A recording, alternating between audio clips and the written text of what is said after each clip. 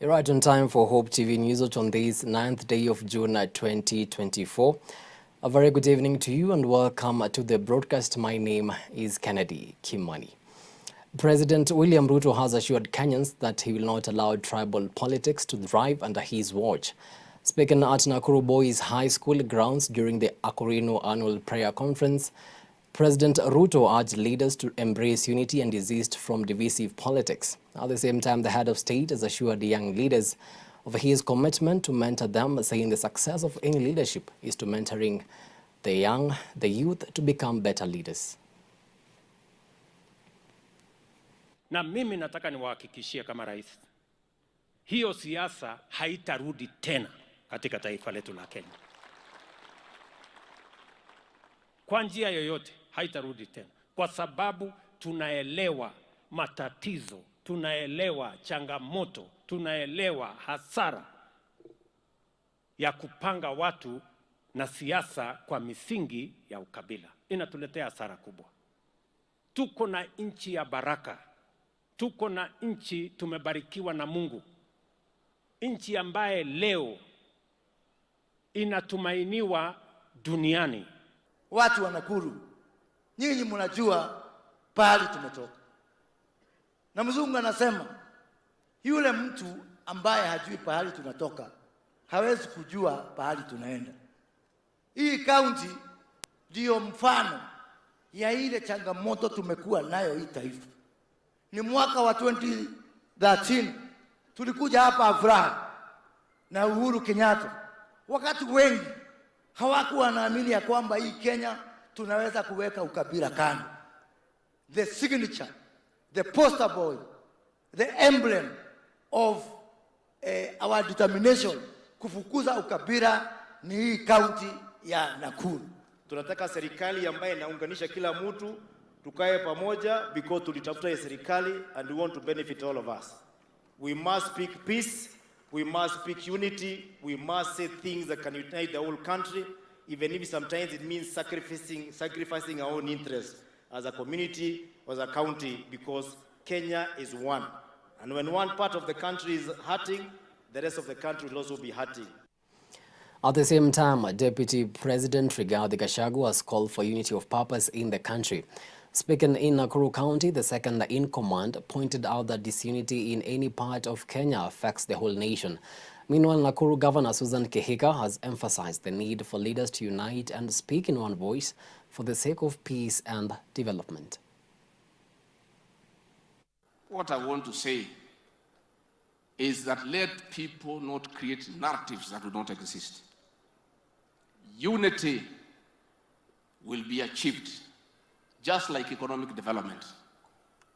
The economic development that Your Excellency are working on is through the bottom-up economic transformation agenda. Inaanza huko chini, ikija juu. The same, unity is bottom-up. Utaanzisha na wewe na bibi yako nyumbani mkubaliane. Because kama kwako nyumbani hakuna amani, hamwezi sikizana Kenya. Utoke hapo msikizane kwa kijiji, utoke hapo msikizane kwa location, kutoke hapo sub county, county, region mpaka Kenya. And that is what we are trying to help the president to do. Now we must come together as a house, as a government, because a house divided cannot stand. Na sisi kama people from Nakuru County, in this county, Your Excellencies, we host Kenyans from every part of this country.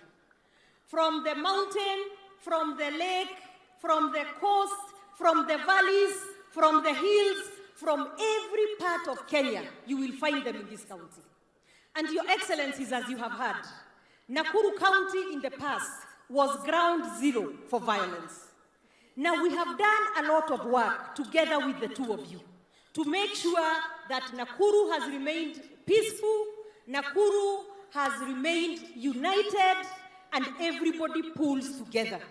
Your Excellencies, allow me to ask you not to allow the direction that I am seeing things are going. Now away from that, and Prime Cabinet Secretary Musalia Mudavadi has arrived in Algeria for the 11th ministerial meeting of the African Union Committee of 10. The committee is tasked with the responsibility of spearheading the reform initiative at the United Nations Security Council, including pushing for greater representation of Africa at the United Nations Security Council. The ministerial meeting is scheduled to take place this Monday at the International Conference Center in Algiers. In addition to Kenya, the other member states of the C10 are Uganda, Namibia, Sierra Leone, Libya, Equatorial Guinea, Senegal, Zambia, the Republic of Congo, and Algeria. We are meeting here in Algiers, Algeria, for the 11th ministerial meeting of the Committee of 10 on UN reforms.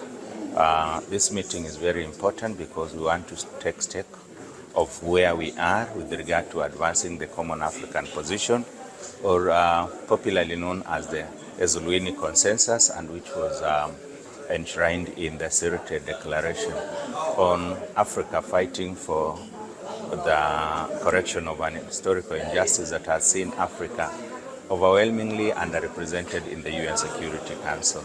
Today we are having the technical meeting, and tomorrow we are going to have the ministerial meeting itself. So the Prime Cabinet Secretary is expected to be joining us tomorrow for the ministerial meeting. He'll be arriving today and he'll be in a meeting of the ministerial committee. What is the Ezuluini Consensus all about? The Ezuluini Consensus is about trying to ensure that Africa is effectively represented in the UN Security Council. As it is today, Africa is the only continent that does not have a single permanent seat within the UN Security Council. This despite the fact that more than 75% of the work of the UN Security Council is about Africa. So our leadership meeting in Ezuluini, Eswatini, agreed that for Africa, for it to be effectively represented, we need to have 2 permanent seats within the UN Security Council, and to increase the number of non-permanent seats from the current 3 to 5. Now, a section of United Democratic Alliance leaders in West Pokot County are rooting for a consensus among leaders after the party grassroots elections were suspended by the High Court. The elders argue that their initial plan was to have a consensus after they first met in Kitale town and agreed, but their counterparts changed their mind. Led by Kapenguri Member of Parliament Samuel Moroto, the leaders cited irregularities and malpractice during voting from the ward levels in the county. The leaders alleged that people from the opposition participated in the Bangol grassroots elections in the county.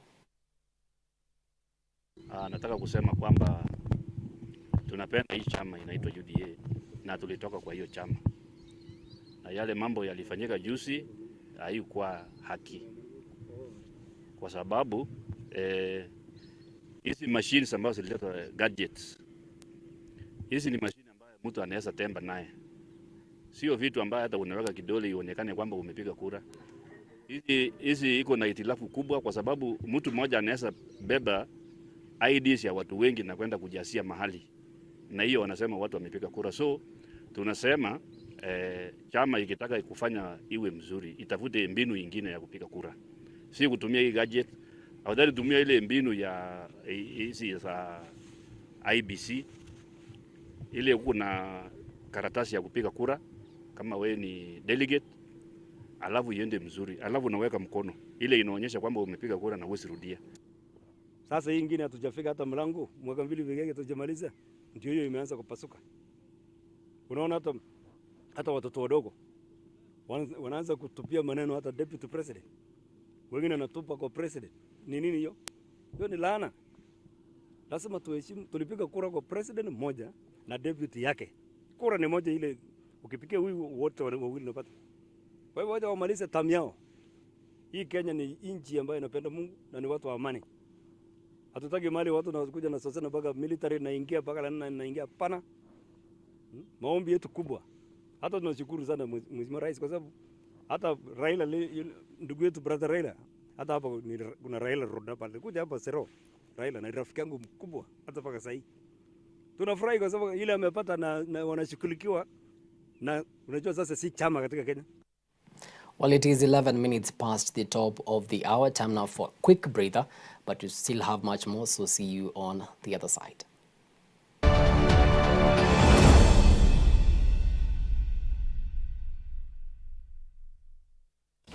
Are you ready to celebrate the brilliance, resilience, and outstanding achievements of remarkable women in East Africa? Hope Media, in partnership with BH Media Agency, brings you the East Africa Women of Excellence Awards Kenyan chapter. The East Africa Women of Excellence Awards Kenyan chapter aims at celebrating and honoring the unsung women trailblazers and the change makers in various fields of influence. Visit our website at www.womenofexcellenceawards.co and vote a woman of impact in the various categories. Let's celebrate the incredible achievements of women together, and don't forget to tune in on the 14th of June this year as we honor the winners. For partnership and sponsorship, call Eunice on 0719 863 336 or Warren on 0724 514 998. You can also email customerexperience@hopefm.org. The East Africa Women of Excellence Awards, recognizing East Africa women of impact.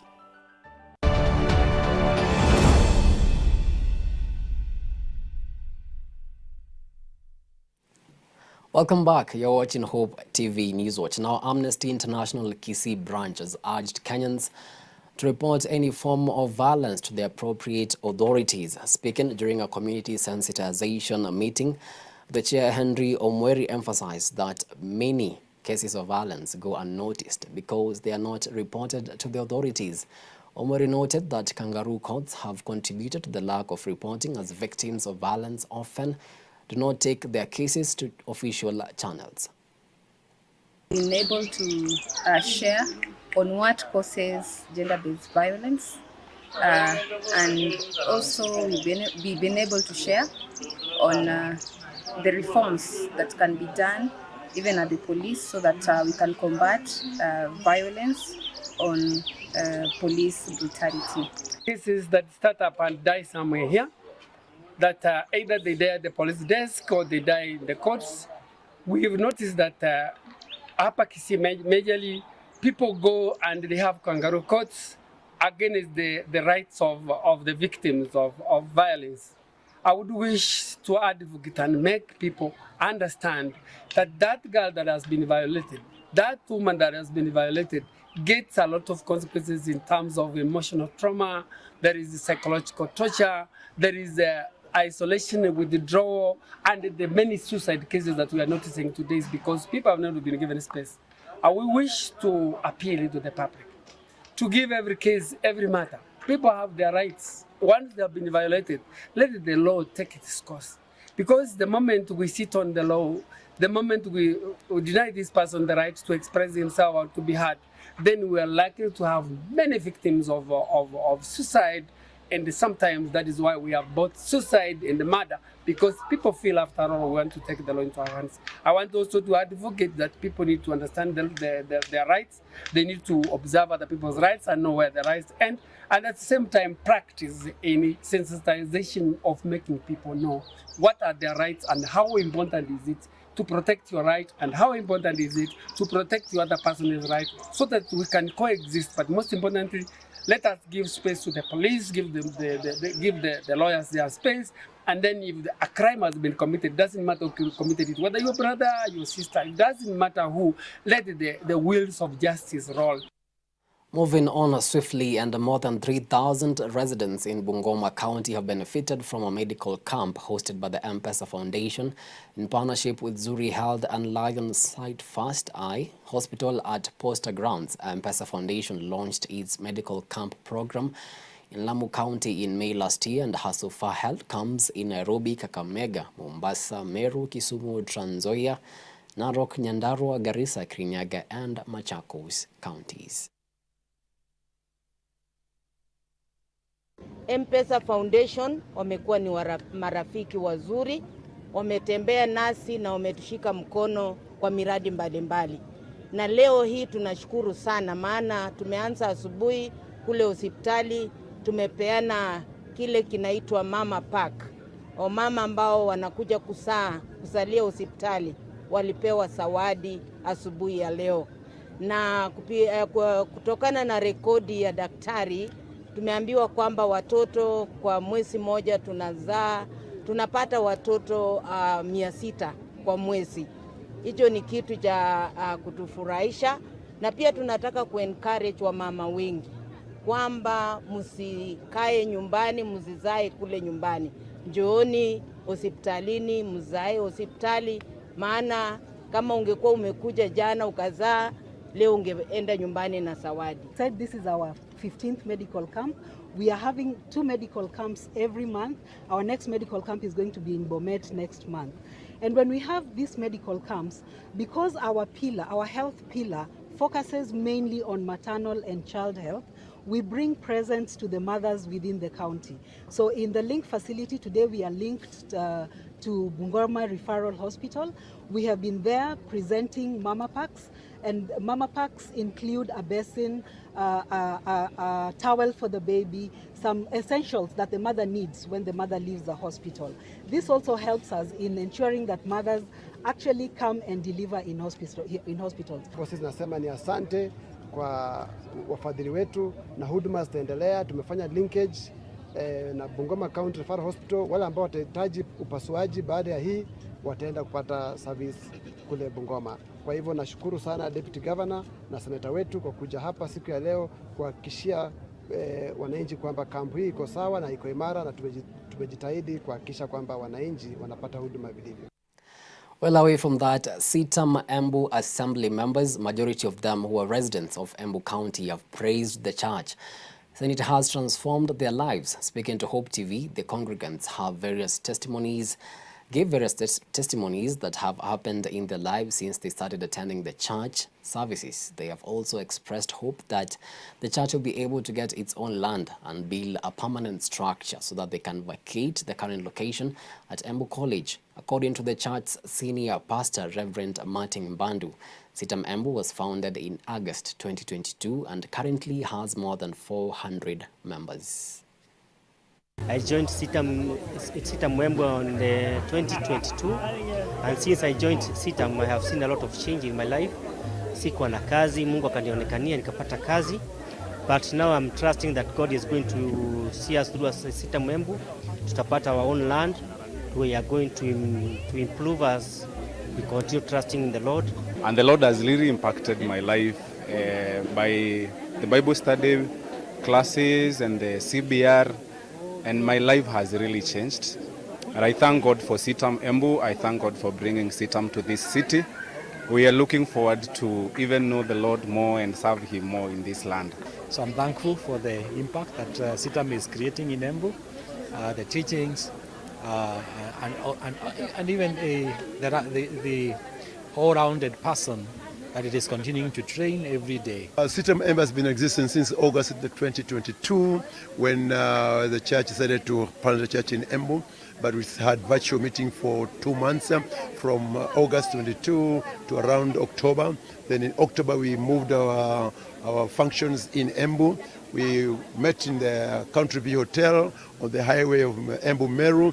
And then in November, we moved into this premises, which is Embu College, and we've seen some transformation, let me say. The crowds have grown little by little. I can't remember the number we started with, but currently we've been developing. So now we're doing about 400 people every Sunday, including the children and all. It is a blessing. The reception has been good. People are receiving have received it as well, and they are positive about the Lord.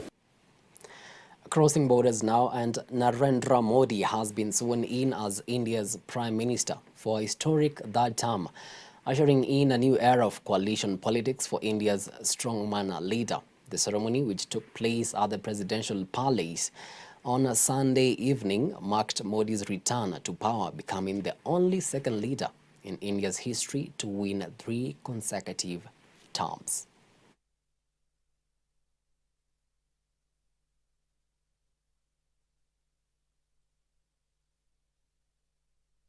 It is 21 minutes past the top of the hour. Time now for another short news break, but immediately after, I'll be back with the sport in action.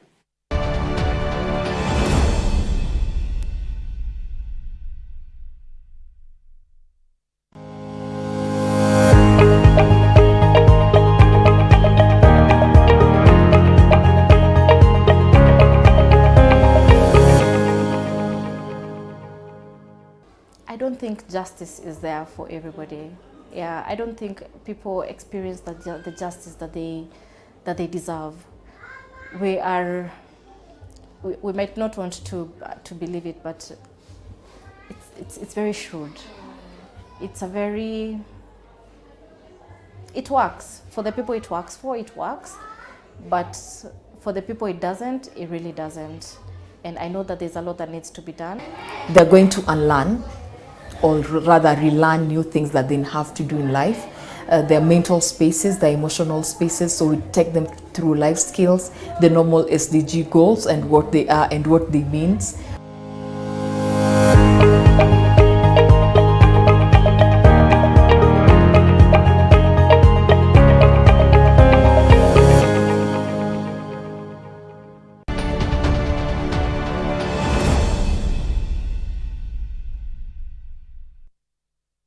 Welcome back to some sporting action now, and the Kisumu All Starlets have been crowned the FKF Women's National Super League champions, clinching the title with a 3-2 victory against Mombasa Olympic on Saturday at Dandora Stadium.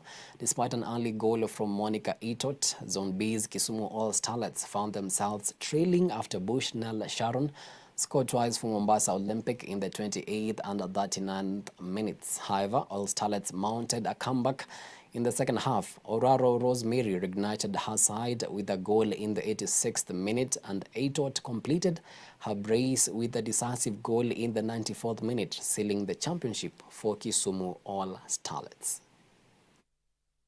Mashukrani, haijakuwa kazi rahisi ili tufike hapa. Tumejizatiti tangu tukwe regionals tukapanda division 1 paka Women National Super League, na sai tunafurahia tumepanda hadi Premier League. Mimi naweza sema ni achievement kwangu kama coach, manake this was my first season. Previously nilikuwa naibu, lakini nilipatiwa hii mwaka na nimefikisha timu mbele.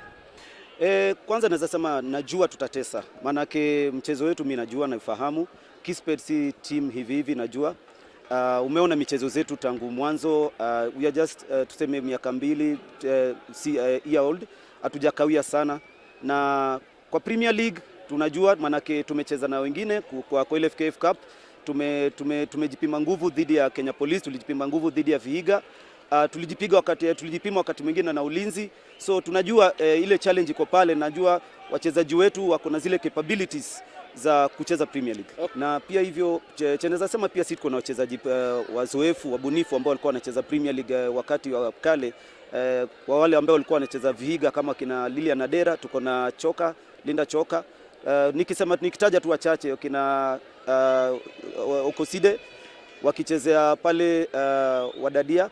Lakini naweza sema kwa sasa mimi najua tumejizatiti na haitakuwa ngumu. Tutafanya signings pia palapo tutapata kuna shimo, tutafanya signings ili at least to strengthen ile team yetu.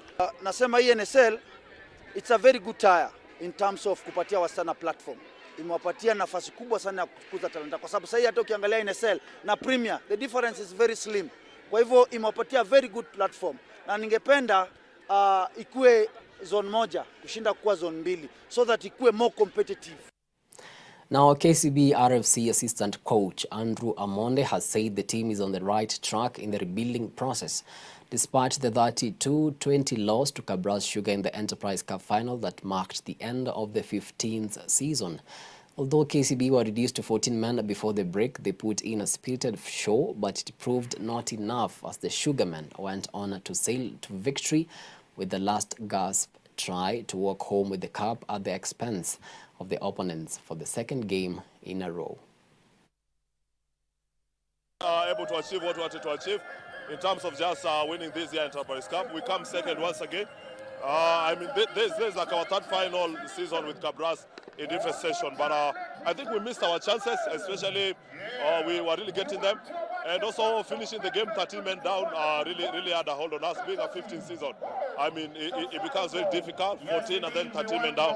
That I think also took us a bit low. So sorry for our fans. But again, we take it high. The boys really played their hearts out, like what we did last time in Kakamega. Well, this is nature of sports, and I can just say we've seen when we used to beat this team time and time again, there's a place of transition. Younger players just coming, and the more they play, the more they become better. This season we have had a lot of young players coming in the squad, and the blend is good. But again, more of these players, more of these games, more of these finals. As Coach Andrew usually tells us, winning is an habit. So they have to keep on playing more of these finals, playing more of these wins, so that they can just, keep it going. So for KCB, this is the last game for the season 15th. We switch on and then get back to the 7th season, which we are supposed to be defending. Well, with that, we come to the end of our news tonight. Many thanks to you for making time to watch Hope TV News Watch. Really do appreciate the value of your time. On behalf of the stellar crew that made this bulletin a success, have yourselves a blessed night. My name is Kennedy.